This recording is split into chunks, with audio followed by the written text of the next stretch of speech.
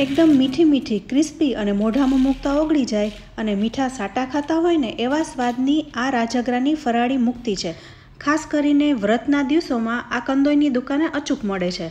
હા, જેમણે ક્યારેય જોઈ નથી કે ખાધી નથી એમને આ નામ સાંભળીને જરૂરથી નવાઈ લાગશે. પણ તમે આને કયા નામથી બોલાવો છો એ કમેન્ટ બોક્સમાં જરૂરથી કહેજો. સાથે કયા સિટીમાંથી જોઈ રહ્યા છો એ પણ મને કહેજો. તો ફ્રેન્ડ્સ, આજે આપણે કિચન સિરીઝમાં રાજગરાની ફરાળી મુક્તિ બનાવીશું. માત્ર બેઝિક 2 જ ઇન્ગ્રેડિયન્ટથી આ ફરાળી મુક્તિ તમે બનાવી શકો છો અને બનાવવી પણ ખૂબ જ સરળ છે. પણ હા, જેમને ક્યારેય બનાવી નથી ને એના માટે મેં વિડીયોમાં બધી ટિપ્સ અને ટ્રિક્સ આપેલી છે, તો એને યોગ્ય રીતે ફોલો કરજો. તો અહીં મેં રાજગરાનો ફરાળી લોટ લીધો છે. અહીં તમારે કોઈ 1 વાટકી સેટ કરી લેવાની. તો 1 વાટકી રાજગરાનો લોટ લીધો છે. હવે એ જ 1 વાટકી આપણે પાણી ગરમ કરવાનું છે. પાણીમાં બીજી કોઈ જ વસ્તુ ઉમેરવાની નથી, માત્ર પાણી જ ગરમ કરવાનું છે. પાણી ગરમ થવા લાગે એટલે આપણે આમાં 1 વાટકી રાજગરાનો લોટ ઉમેરી દેવાનો છે. ટૂંકમાં આપણે ગરમ પાણીમાં રાજગરાના લોટને મિક્સ કરી લેવાનો છે. ફટાફટ ઉમેરી દેવો જેથી ગાંઠા ન પડે. તો લોટ ઉમેરીને આપણે વેલણથી મિક્સ કરી લઈશું. મેં હમણાં જ તમારી સાથે રાજગરાની પૂરીનો વિડીયો શેર કરેલો છે, તો એમાં પણ મેં આ જ રીતના બતાવ્યું છે. કારણ કે રાજગરાના લોટને ગરમ કરવાથી એક એમાં ચીકાશ આવે છે, બાઇન્ડિંગ આવે છે. તો જો તમે આ રીતે કરો ને તો રાજગરામાંથી કોઈ પણ વસ્તુ તમે ચેવડો છે, પૂરી છે એ તમે આસાનીથી બનાવી શકો છો. અહીં માત્ર ગરમ પાણીમાં લોટ મિક્સ જ કરવાનો છે. તો મિક્સ થઈ જાય એટલે આપણે ગેસને બંધ કરી દઈશું અને આને પ્રોપર રીતના ઠરવા દેવાનું છે. ઠરી જાય પછી આપણે આમાં ફરી લોટ ઉમેરવાનો છે. તો 15થી 20 મિનિટમાં લોટ એકદમ સારી રીતના ઠરી ગયો છે. અહીં તમારે હાથનો ઉપયોગ નહીં કરવાનો, કારણ કે આ રાજગરામાં ખૂબ જ ચીકાશ આવી ગઈ હોય છે, એટલે ચમચીનો જ ઉપયોગ કરવો. હવે આપણે બીજા વાસણમાં લોટને લઈ લીધો છે. આ લોટ ખૂબ જ ઢીલો છે. તો અહીં આપણે જે વાટકી લીધી હતી એ 1 વાટકીનો આ લોટ છે. ફરી આપણે 1 વાટકી રાજગરાનો લોટ લેવાનો છે અને ધીરે ધીરે આ લોટમાં બધો લોટ મિક્સ કરતા જવાનું છે. તો આપણે 1 વાટકી ફરી લોટને મિક્સ કરતા જઈશું અને લોટ બાંધતા જઈશું. પહેલાં ચમચીનો ઉપયોગ કરવો મિક્સ કરવા માટે, ત્યારબાદ તમે હાથેથી આ લોટને બાંધી શકો છો. પછી ચીકણો નહીં લાગે.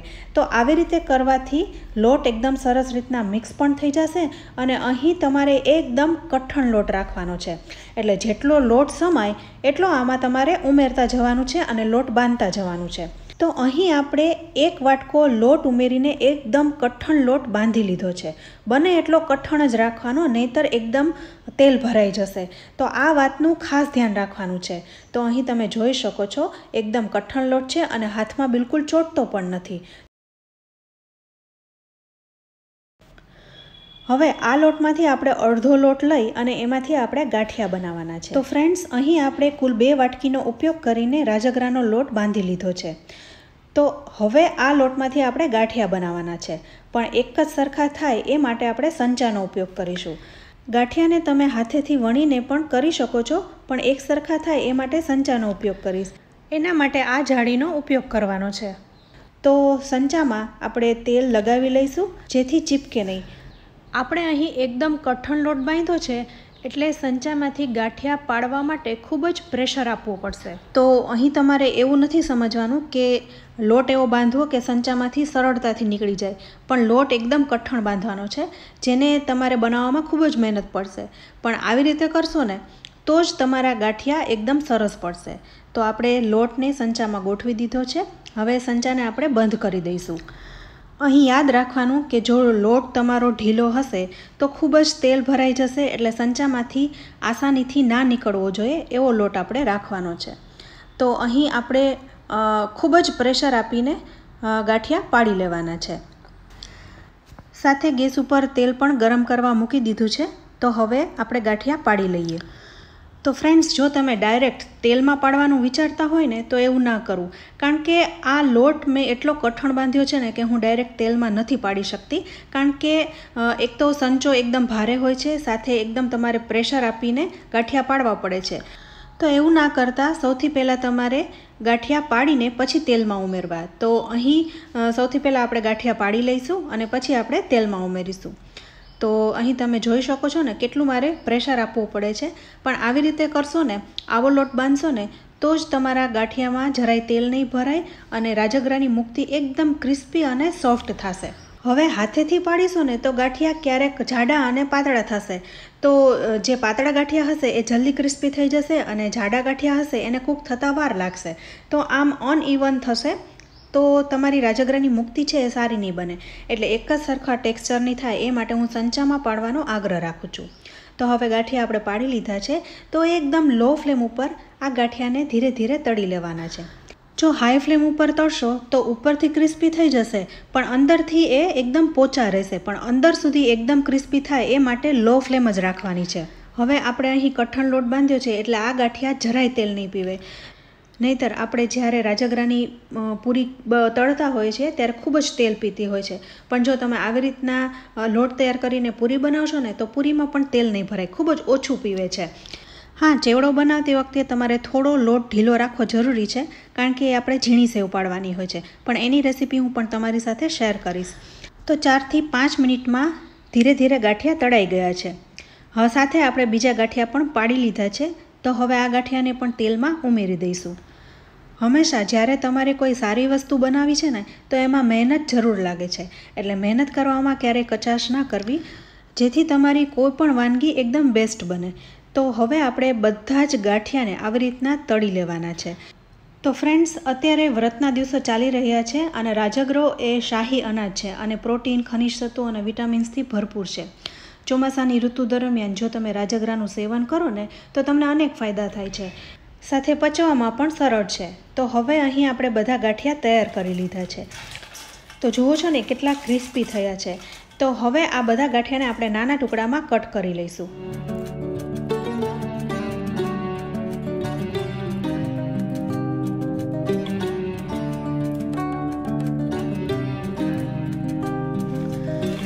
હવે આ ગાંઠિયાને આપણે ચાસણીમાં બોળવાના છે.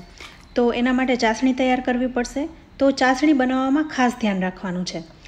તો અહીં મેં જે વાટકીથી લોટ લીધો હતો એ જ વાટકી ખાંડ લીધી છે. સાથે અડધી વાટકી પાણી ઉમેરી દઈશું. હવે અહીં ચાસણી છે એ એકદમ ઘાટી કરવાની છે. 2.5 થી 3 તારની એટલે કે પતાશા જેવી ચાસણી કરવાની છે. કારણ કે ચોમાસાની સિઝન છે અને વાતાવરણમાં ભેજ છે. એટલે ચાસણી જો તમારી કાચી હશે ને તો મુક્તિ સારી નહીં બને અને એકદમ ચીપચીપી હાથમાં ચોટશે. તો ચાસણી જામી જાય એવી કરવા માટે આપણે 2.5 થી 3 તારની ચાસણી કરવાની છે. હવે ખાંડ છે એ ઓગળી ગઈ છે અને ઉફાણો પણ સરસ આવી ગયો છે. તો વધુ 2 મિનિટ ઉકળી જાય પછી આપણે આને ચેક કરીશું. તો ફ્રેન્ડ્સ, આપણે સૌથી પહેલાં ચેક કરી લઈએ. તો ઓલરેડી આપણે થોડું જ પાણી ઉમેર્યું હતું એટલે 1 તાર તો અહીં થઈ જ ગયો છે. તો ચાસણીનું ટીપું ઠરી જાય એટલે આપણે ચેક કરીશું. હવે તમે અહીં જોઈ શકો છો પાક્કો 1 તાર થવા લાગ્યો છે. તો જુઓ 1 તાર એકદમ થવા લાગ્યો છે. તો હજુ આપણે આને ઉકાળવાની છે. તો વધુ 2 મિનિટ ઉકળી જાય એટલે આપણે ફરી ચેક કરીશું. હવે ચાસણી છે એ ફટાફટ ઠીક થવા લાગશે એટલે અહીં જ ધ્યાન રાખવાનું છે. તો આપણે ફરી 1 ટીપું લઈ લીધું છે અને ફરી આપણે ચેક કરીશું. તો જુઓ અહીં હવે ચાસણી એકદમ ઘાટી થઈ ગઈ છે. હવે 2 થી 3 તાર થવા લાગ્યા છે. તાર જેટલો લાંબો કરવો હોય એટલો થઈ શકે છે અને તૂટતો નથી. તો બસ આવી જ આપણે પતાશા જેવી ચાસણી કરવાની છે. ઠરી જાય પછી એકદમ તરત જ જામવા લાગશે. તો હવે અહીં આપણે ગેસને બંધ કરી દઈશું. આ ચાસણીમાં તમારે જે ફ્લેવર ઉમેરવી હોય એ ઉમેરી શકાય. તો હું એલચી ઉમેરી રહી છું. તો 3 થી 4 એલચીને ખાંડી લીધી છે. હવે ચાસણીમાં ઉમેરી દીધી છે. આ ચાસણી છે ને એ ફટાફટ જામવા લાગશે એટલે બધું જ કામ ફટાફટ કરવું. તો હવે બધા જ ગાંઠિયાને આમાં બોળીને તરત જ કાઢી લેવાના છે. ચાસણી એકદમ સારી રીતના કોટ થઈ જાય એ રીતે ગાંઠિયાને ચાસણીમાં બોળીને મિક્સ કરી દેવું, ચમચાથી ચલાવી લેવું અને ફટાફટ ગાંઠિયાને કાઢીને એક પછી એક ગાંઠિયા ઉમેરતા જવું અને કાઢતા જવું. અત્યારે ગાંઠિયા છે એ ટ્રાન્સપરન્ટ લાગશે, પછી જેમ જામી જશે એમ સરસ ખાંડ ઉપર જામી જશે, પતાશા જેવી ચાસણી થઈ જશે. તો હવે સરસ રીતના કોટ થઈ ગયા છે. તો હવે એક આપણે વાસણમાં કાઢી લઈશું. અહીં ચાસણી છે એટલે ગાંઠિયા એકબીજા સાથે ચોંટી જશે, પણ ઠરશે એટલે આપણે એને છૂટા કરી શકશું. તો ફ્રેન્ડ્સ, આવી રીતના આપણે બધા ગાંઠિયાને તૈયાર કરી લેવાના છે. તો ફ્રેન્ડ્સ, તમને આજની આ રેસીપી કેવી લાગી? વ્રતના દિવસો ચાલી રહ્યા છે તો તમે પણ આ રીતે જરૂરથી બનાવજો અને વિડીયોમાં બતાવેલી બધી ટિપ્સ અને ટ્રિક્સને યોગ્ય રીતે ફોલો કરશો ને તો રાજગરાની મુક્તિ આટલી જ સરસ બનશે. હવે તમે અહીં જોઈ શકો છો ચાસણી છે એ ઘણી ખરી જામવા લાગી છે. તો બાકી રહેલા ગાંઠિયા છે એની ઉપર ચાસણી સરસ રીતના ચડાવી લઈશું અને આપણે એને યોગ્ય રીતના ઠરવા દઈશું.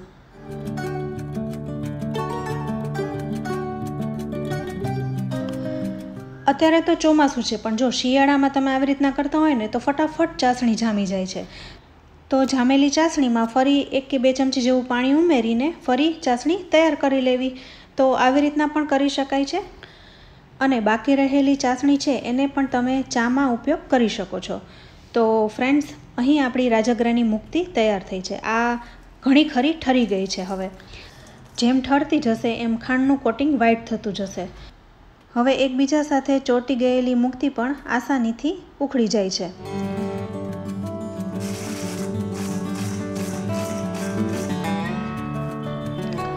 તો ફ્રેન્ડ્સ, તમે આ રાજગરાની મુક્તિને બીજા કયા નામે બોલાવો છો અને તમે કયા સિટીમાંથી જુઓ છો એ મને જરૂરથી જણાવજો. તો ફ્રેન્ડ્સ, રેસીપી સારી લાગી હોય ને તો વિડીયોને લાઇક અને શેર કરજો. સાથે અમારી ચેનલ કિચન સિરીઝને પણ જરૂરથી સબસ્ક્રાઈબ કરજો અને અમારા ફેસબુક પેજને લાઇક કરી ફોલો કરજો. તો ફરી મળીશું આવી જ એક ઉપયોગી રેસીપી સાથે. ત્યાં સુધી આવજો.